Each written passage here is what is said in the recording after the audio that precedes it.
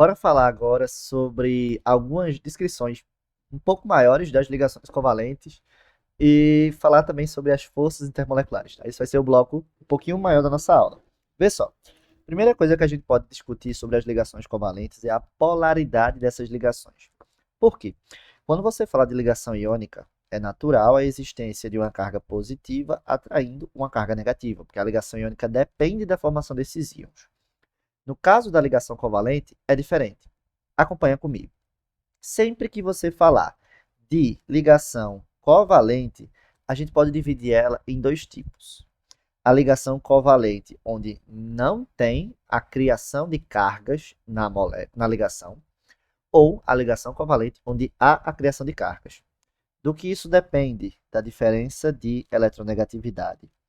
Sempre que você falar sobre polaridade da ligação, você vai pensar na diferença de eletronegatividade.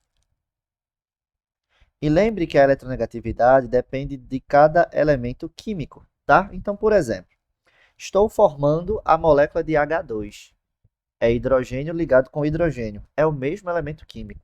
Tem diferença de eletronegatividade? Não tem. Se, então, a diferença de eletronegatividade é zero, os elétrons que estão sendo compartilhados, eles se dividem igualmente entre os dois átomos. Ou seja, não tem um dos átomos que pegue mais o elétron do que outro. Isso faz com que essa ligação seja chamada de ligação covalente apolar. Agora, a partir do momento que eu tenho a formação de uma ligação entre dois átomos diferentes, vai existir diferença de eletronegatividade. Não importa quais sejam os átomos. Sempre que você tiver dois elementos diferentes, a diferença de eletronegatividade ela vai ser diferente de zero. E o que, é que vai acontecer? Pensa comigo. Lembrando daquela ordem de reatividade que a gente falou na aula de tabela periódica. Entre hidrogênio e cloro, quem é mais eletronegativo? O cloro. Se o cloro é mais eletronegativo, os elétrons que estão sendo compartilhados aqui nessa ligação, porque o hidrogênio só tem um elétron, tá aqui, ó, e o cloro tem 7. O que acontece? Eles formam uma ligação simples aqui. Esses elétrons que estão sendo compartilhados, eles estão muito mais próximos do cloro do que do hidrogênio. E por que isso acontece? Porque o cloro é mais eletronegativo. Lembre, eletronegatividade é a capacidade que um átomo tem de puxar elétrons para si em uma ligação química. Logo, a gente tem uma região ao redor aqui do cloro que vai ficar negativa. Por quê? Porque o cloro vai ter mais elétrons. E lembre, o elétron é negativo. Então, se o elétron é negativo, se eu estou cheio de elétrons, eu fico negativo também. E o hidrogênio, como ele vai ficar um pouco afastado dos elétrons, ele vai ficar com carga positiva, certo? Então, isso aqui acontece, essa geração de cargas parciais. A gente chama de dipolo, tá? Dipolo. Nesse caso, como você tem diferença de eletronegatividade, como um dos átomos fica negativo e outro positivo, a gente vai chamar isso de ligação covalente polar. Então, uma ligação covalente polar, ela acontece quando entre os átomos existe diferença de eletronegatividade, tá? Acabou-se. Só isso. Não precisa nem forçar muito a cabeça para pensar sobre. Aí entra no conceito que a galera tá confundida. Eu estou falando agora sobre polaridade de uma molécula. Micael, o que é uma molécula? É uma estrutura formada pelas ligações covalentes. Lembra que ligação iônica e ligação metálica não tem molécula. Então, eu não posso falar uma molécula de NaCl, eu não posso falar uma molécula de ferro. Mas eu posso falar de uma molécula de água, eu posso falar de uma molécula de CO2, eu posso falar de uma molécula de açúcar. Porque são estruturas formadas por ligações covalentes.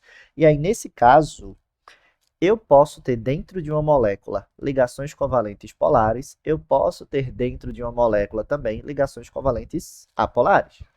E aí eu vou ficar, certo, e a molécula em si, ela vai ser o quê? Porque, lembre, isso aqui é um conceito só de eletronegatividade, diz respeito ao compartilhamento de elétrons. Mas quando eu falo de polaridade das moléculas, eu falo aqui agora de atração por um campo. Isso aqui, ó, de atração por um campo. Ou seja, se essa molécula atravessar um campo elétrico, ela vai ser atraída por esse campo elétrico ou não? Aí, Aqui eu vou pedir para você olhar para mim, porque é o seguinte. Normalmente, quando a gente vai falar de polaridade das moléculas, a gente fala de geometria molecular, a gente fala de vetor, a gente fala de tudo isso. Mas a prova do Enem, para isso, com a gente, ela é incrível, porque ela não cobra geometria molecular. Ela não fala sobre polaridade de moléculas gigantescas. A gente fala sempre sobre as mesmas moléculas: água, amônia, CO2. Essas moléculas vão aparecer tanto na tua vida ao longo desse ano que tu vai decorar de cor assim qual é a polaridade delas. Mas eu vou te ensinar a descobrir a polaridade de uma molécula sem pensar em geometria molecular e sem pensar em vetores, tá? Pense comigo. Coloquei aqui duas moléculas para a gente pensar sobre elas, tá? Vê, CO2. Pegar o CO2, você vai lá para o carbono, um elemento que tem 4 elétrons na última camada, e ele está ligado a 2 oxigênios, com cada um tendo 6 elétrons na última camada.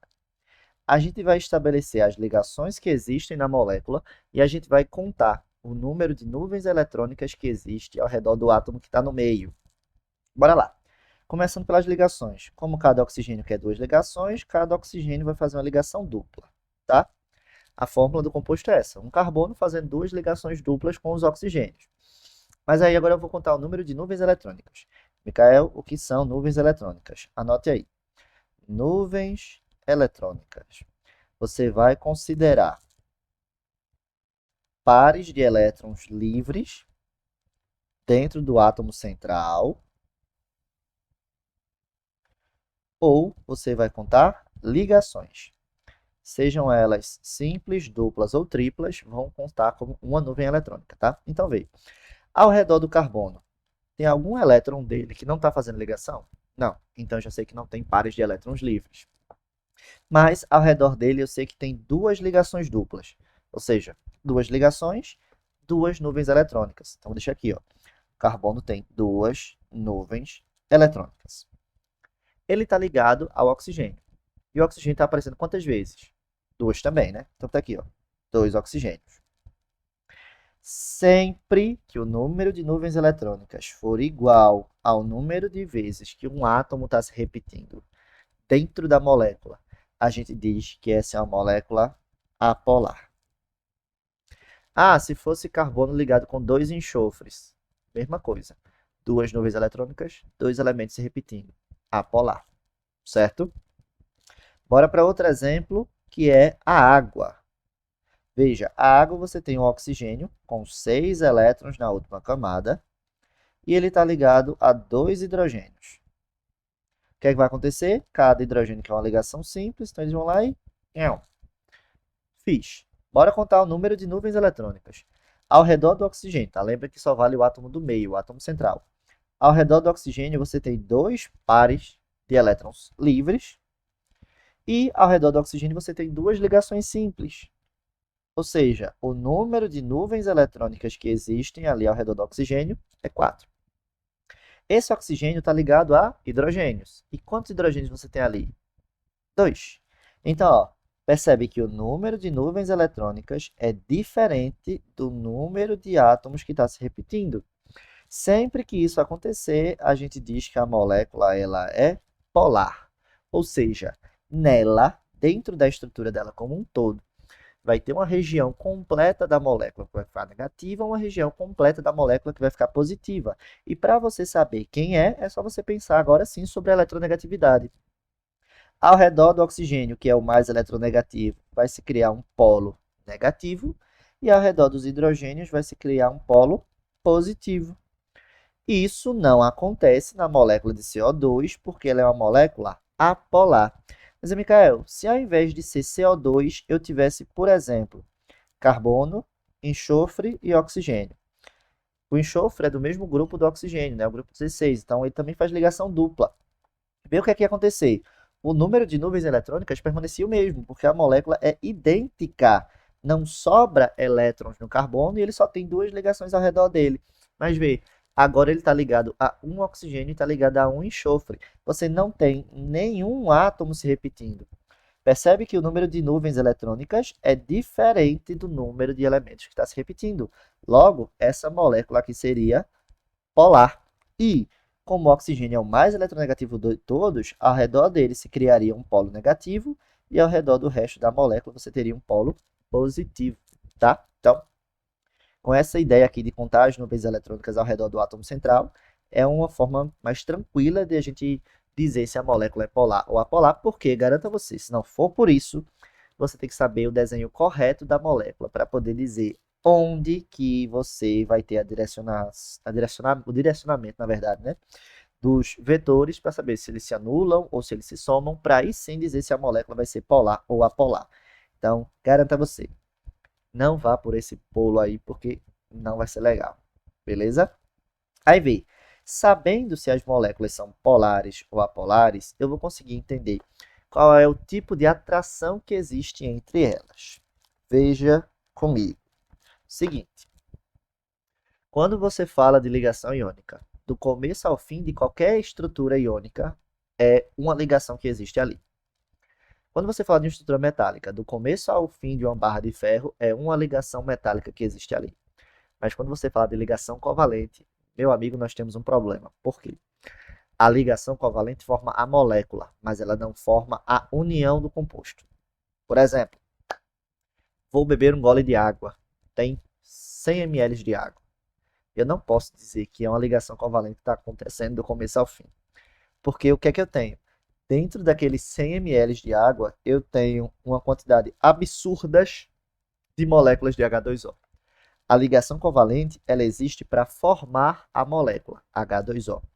Mas o que garante a existência da água no estado líquido é a união entre essa quantidade absurda de moléculas de água.